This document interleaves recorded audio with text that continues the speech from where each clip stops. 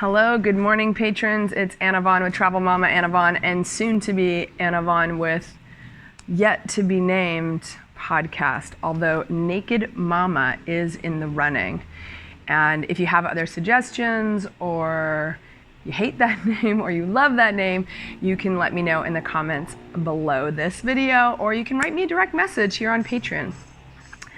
I wanted to say welcome back to the people that have been signed up to Patreon with us since we started it a couple years ago and stuck here even though it was dormant for mostly the last year.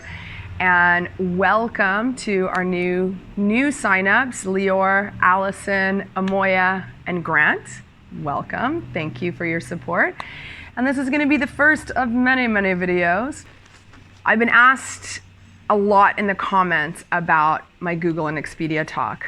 So earlier in the year, in 2019, so in the fall, I was invited to speak at Google and Expedia about my journey. And Laura, who got a hold of me, who works with Expedia and used to formerly be at YouTube at Google, she originally wanted me to come to San Francisco, but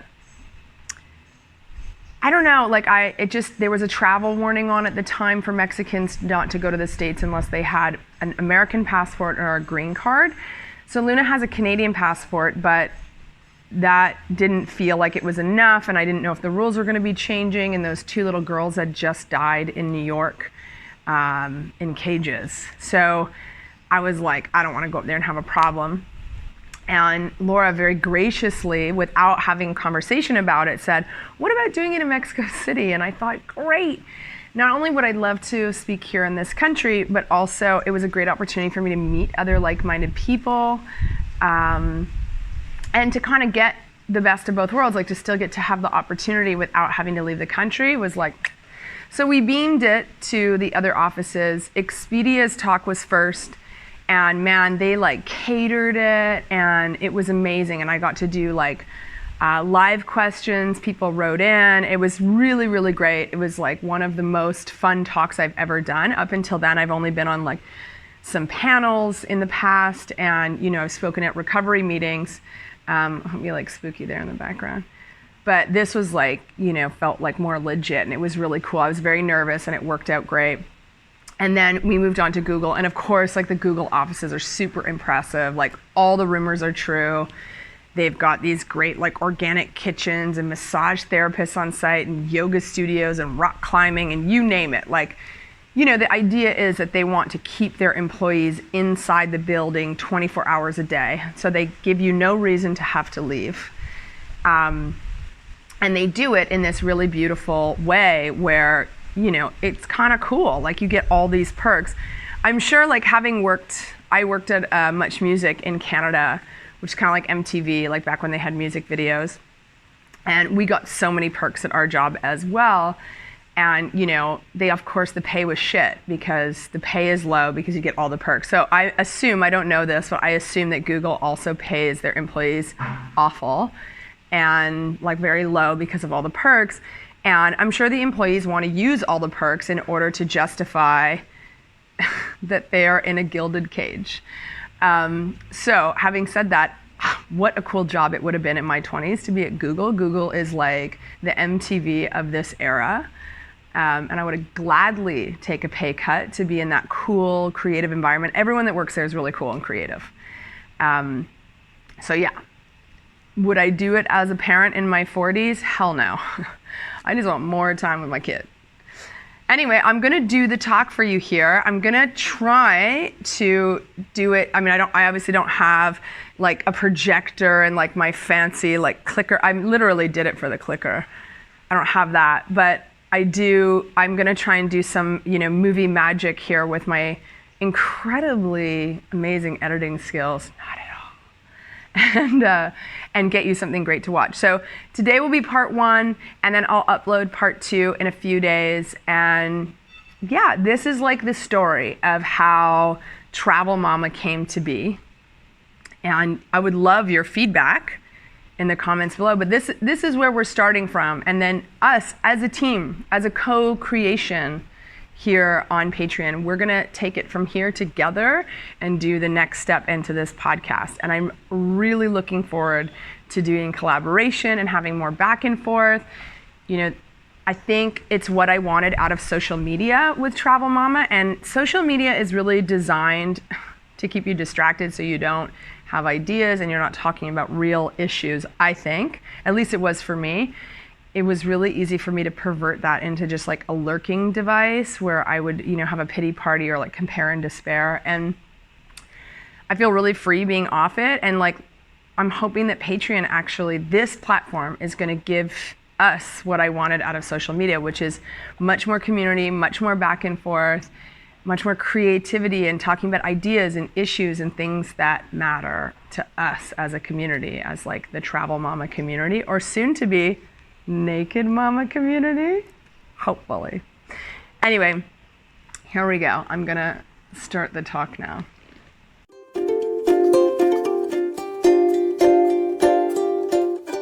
Hi, I'm Anna Vaughn with Travel Mama Anna Vaughn, and this is my daughter Luna Tuna.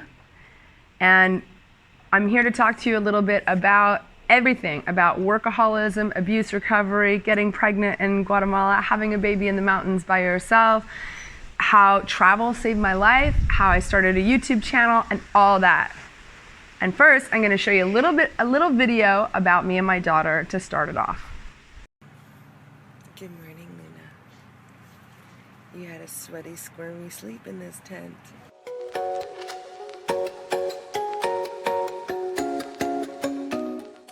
We don't care about Real Madrid, do we? Are you gonna look at me or the camera?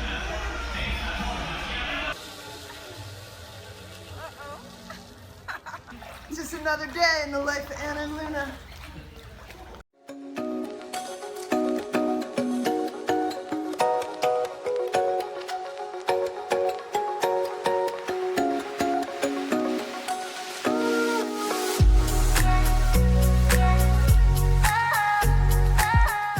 You ready to go to the city? Are we call Max in?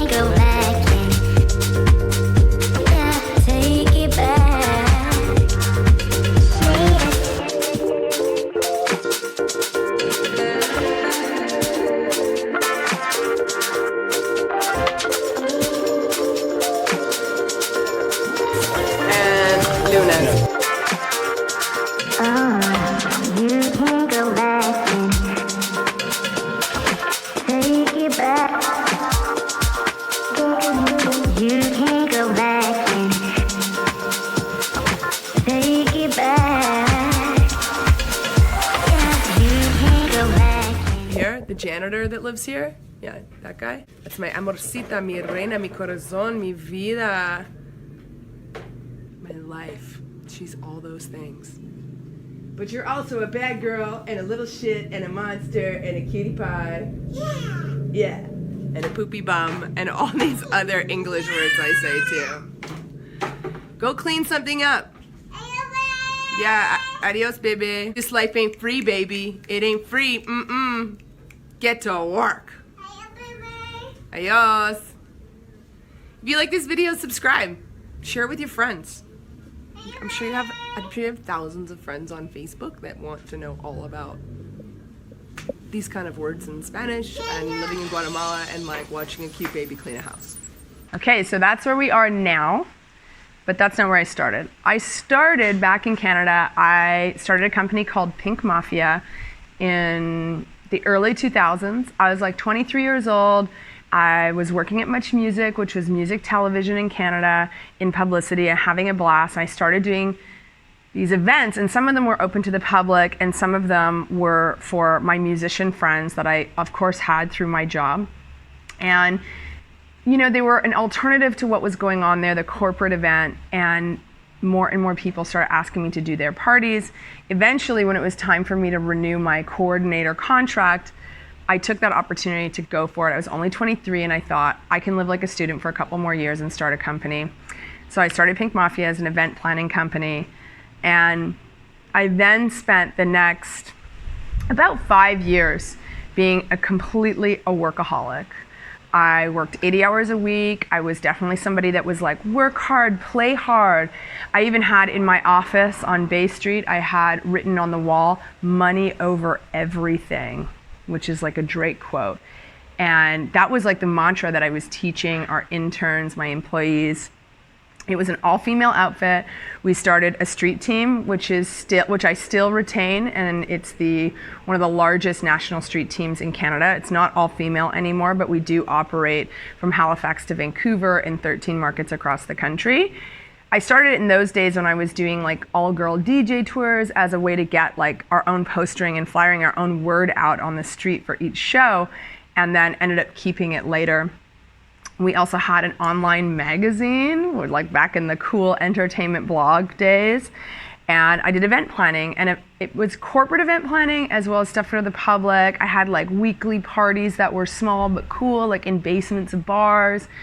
And then I started, doing some bigger stuff, promoting for bigger events, doing celebrity VIPs, like Paris Hilton is coming to, host at a big club, and I'm like putting together that 150-person VIP section of like who's in the know from Toronto. And then eventually I started launching nightclubs, and those took it out of me.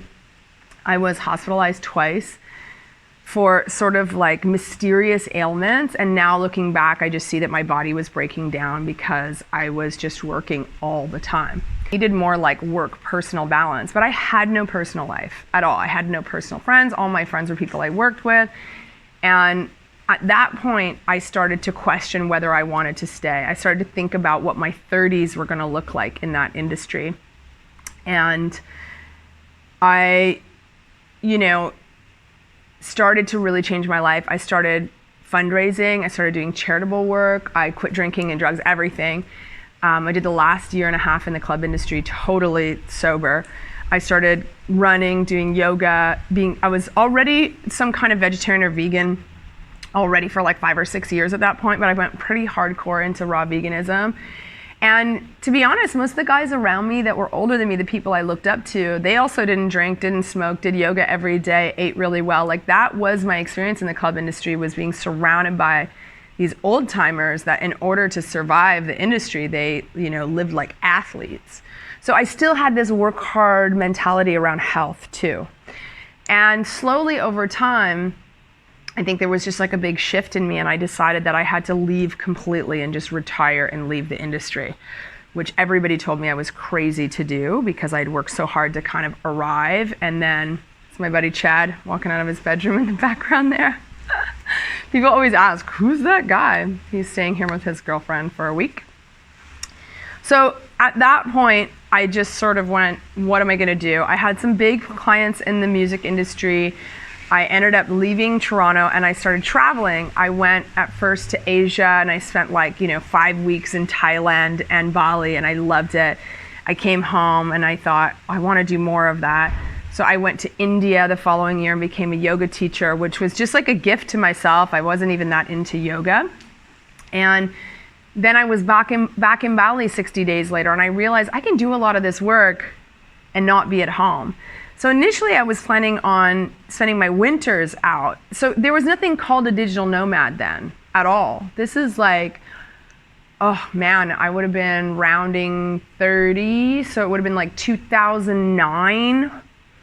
2009, there was no digital nomads. I was like in India getting like these internet sticks from my computer and like burning them out one a week for $20 and getting a new one and using Wi-Fi wherever. And I was telling clients that I was at home and waking up in the middle of the night because there was so much stigma around the idea, there still is, around the idea of like being abroad. I remember a client that I didn't want to work with anymore kind of told me they didn't want to work with me too because I was in Bali.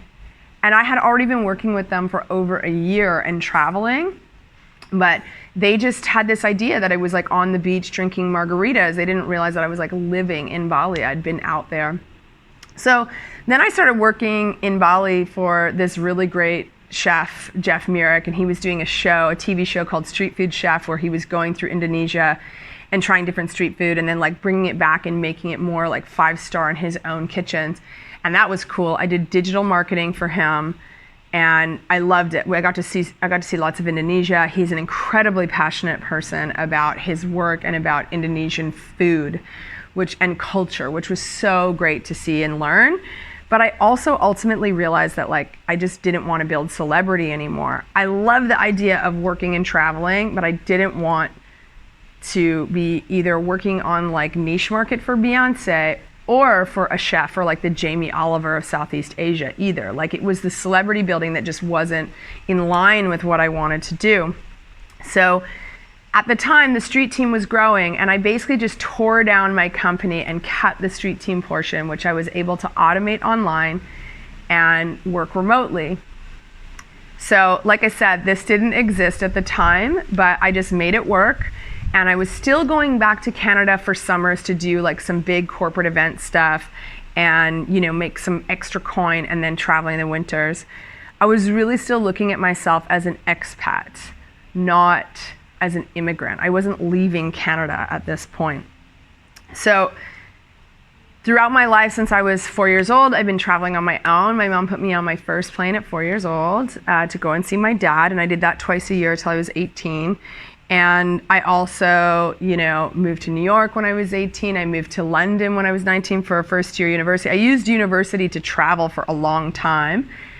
And then in my 20s, you know, I went to Japan 3 times. I really was in love with Japan for a while, for a hot minute there. And then as I became this digital nomad, I started being like, well, where am I gonna go? And that's when I started really I was in Bali, and then I started getting into more like alternative travel, because I didn't want to be around backpackers anymore. I had like sort of grown from backpacker to expat, and I wanted to do it more as a lifestyle and more permanently. And that's when I got into going to like off-grid permaculture tantric farms and doing voluntourism, because it gave me something to do with my time while working abroad, and it made me feel like I would trade yoga for room and board, or I taught English, or I did permaculture. I did a lot of voluntourism, and that was great. That kept me sort of fulfilled and growing, which is, you know, when you come from 80 hours a week, you can't just go into nothing. You know, if you're that type of person, you need to be growing and having projects on the go. So over time, I was going back to Canada less and less and less and less. And then eventually in 2015, I had been out of the country the previous year for 10 months. And I just decided, and I cut the cord. I went home for 8 weeks. I tied everything up. I got rid of my house, which I didn't own. Everyone always is like, oh, you owned a house in Toronto? That must be how you afford everything. Nobody owns a house in Toronto. The bank owns it. Everyone just has mortgages. I don't know anyone who actually owns their house outright in Toronto. They're like $2 million for, you know, a hovel. No, I was renting a place, which was also like on Airbnb and such. I just like closed everything down, got rid of all my stuff, sold things, etc., and decided that I was going to permanently move. I chose to move to Guatemala first because Guatemala seemed to have like enough of this city stuff I wanted. Like it was more temperate weather. I had been living in Nicaragua, and I didn't want to live there year round because there was a really bad rainy season there, and so I wanted to spend half the year somewhere else, just not move back to Canada. So I thought, well, Guatemala and Nicaragua are close, and I can do this nice corridor between there. I had some contacts of volunteerism in El Salvador as well, and so I was like, okay, well, that would be my thing. And I was going to do like a 6-month contract and then teach yoga in Nicaragua in the winter was like the idea. I even started my YouTube channel when I got down there, but it never really got legs because I was there for 6 months and I got pregnant. And, you know, I wasn't even drunk. Like, I can't even give that excuse. But it happened, and I decided I was so vulnerable, and I didn't feel like I was just living out of a bag. I didn't have any possessions. I didn't have any community. I didn't have my footing there, nor did I feel connected with anything back in Canada after years of not really wanting to be there. And the guy who I got pregnant with, he wanted to have the baby, convinced me to have her, which is great that he did. And he said his family would help me. And I then spent the next 6 months of my pregnancy basically deep diving into a very dark, very deep pool of incredible toxicity and abuse.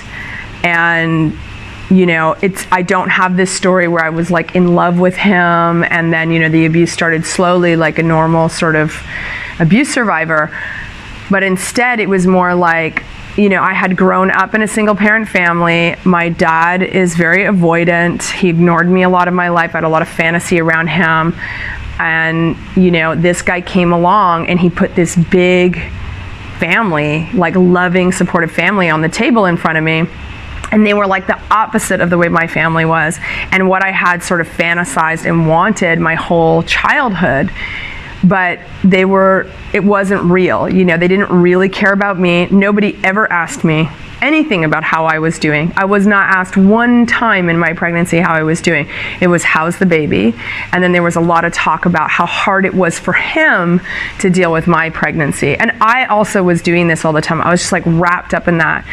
I barely slept. I was chain smoking my entire pregnancy. I never smoked more in my life than when I was pregnant.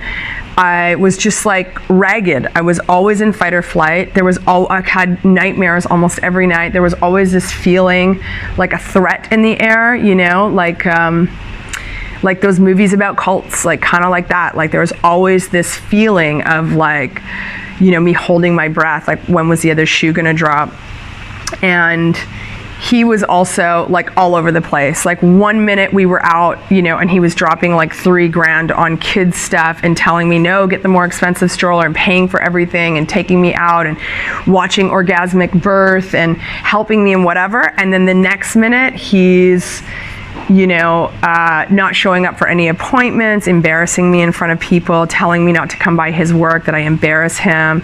You know, he was going out only once a week. We mostly spent time together, but you know, it was like constant confusion. And because I didn't have my friends around me or my family, like my people that knew me from before, I didn't have people there to guide me, to be my solid ground. So it was like a perfect storm.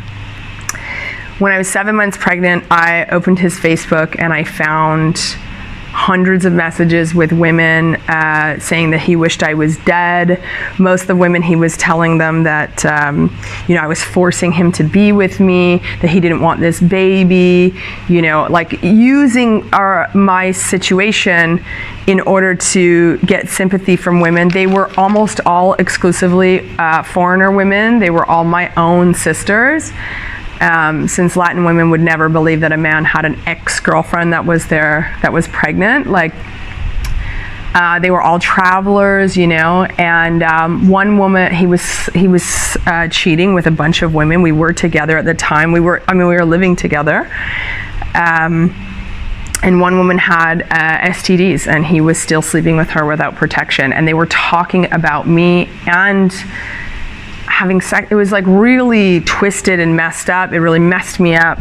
I was worried about my safety, the safety of my baby, and I took off in the middle of the night with all my stuff, and I went over the mountain range. I was too big to fly, so I went over the mountain range into Mexico and to Luna Maya, which is a famous midwifery clinic here. Mexico is world renowned for their midwives.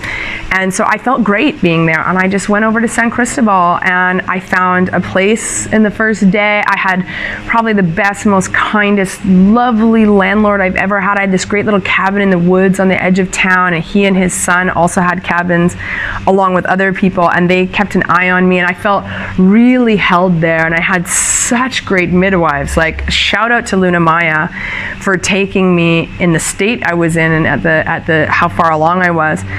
And you know, I had my baby there, and then we stayed there for a year before going back to Guatemala. So I'm gonna leave part one there, that, I escaped under cover of night into Mexico to have my baby in the mountains.